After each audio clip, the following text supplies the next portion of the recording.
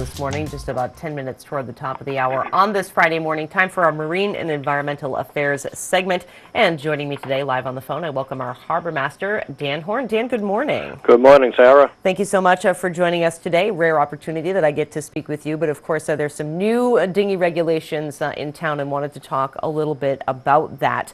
So tell me a little bit, I mean, from what I understand, I mean, obviously people who have moorings like to store their dinghies on the beach in order to get to and from their boat, but it seems like over the years this has grown to people with perhaps their kayaks and canoes, and they store them as well. So tell me a little bit about kind of can you give me the lay of the land in terms of what we're looking at?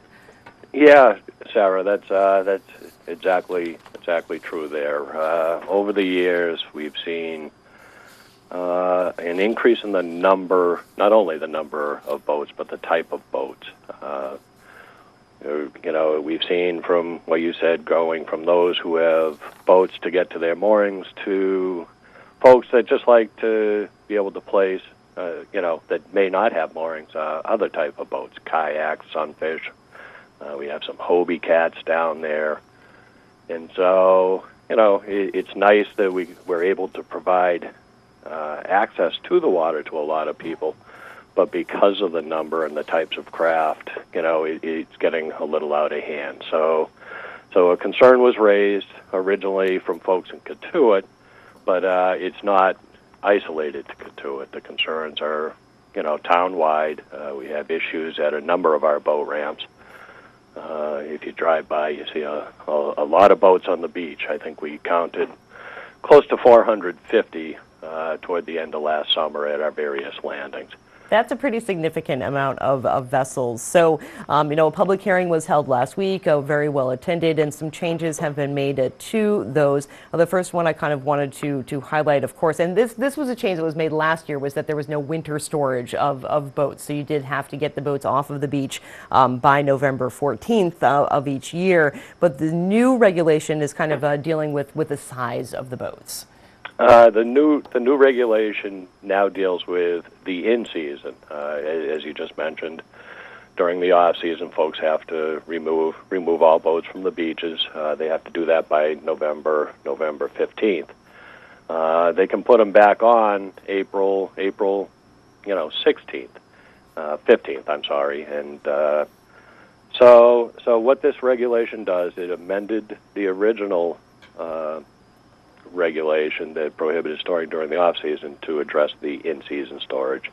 And we did that by controlling basically the size and type of boats that would be allowed to be stored during the in-season.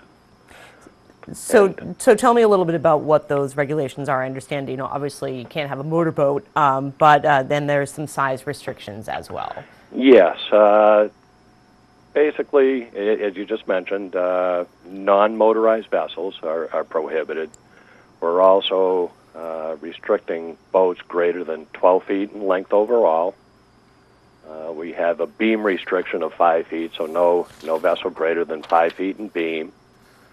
We also address identification. This is an important part of the regulation. Any boat on the beach needs to be clearly identified, indicating some sort of contact information and ownership. That so, you know, should a dinghy, you know, break free or float away because of unusually high tides or whatever, that we're able to locate the owner and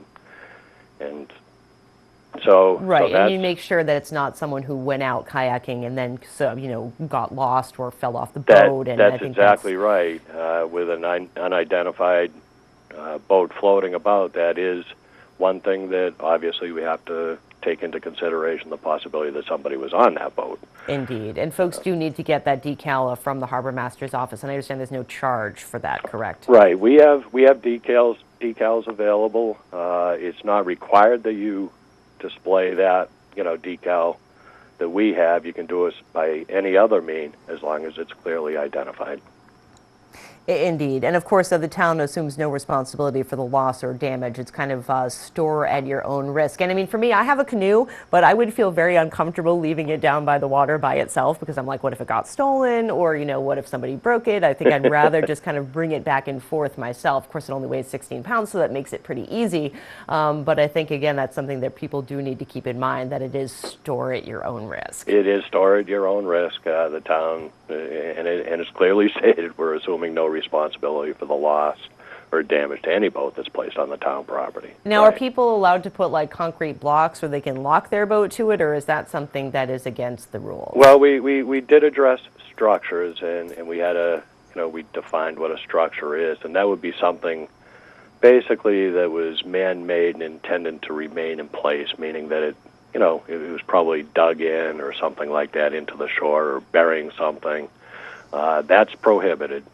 Activities like that would probably require a Chapter 91 permit. So you had mentioned cinder blocks and things like that. They are allowed. The only caveat is that if you use them, that you remove them when it's time to remove your boat at the end of the season. Indeed. So take responsibility for those Take structures responsibility, and, sure. and those boats. So I know the public hearing was held last week, and the town manager took these under advisement. And from what we understand, they have been approved. So when do these changes go into effect? Yes, the town manager has approved the regulation. It will be effective May 1st. Up until May 1st, I can tell you we are doing some things to try and get the word out, this being one of them, of course. Absolutely. But we are posting notices at the landings, as we speak. We're out there posting notices right now.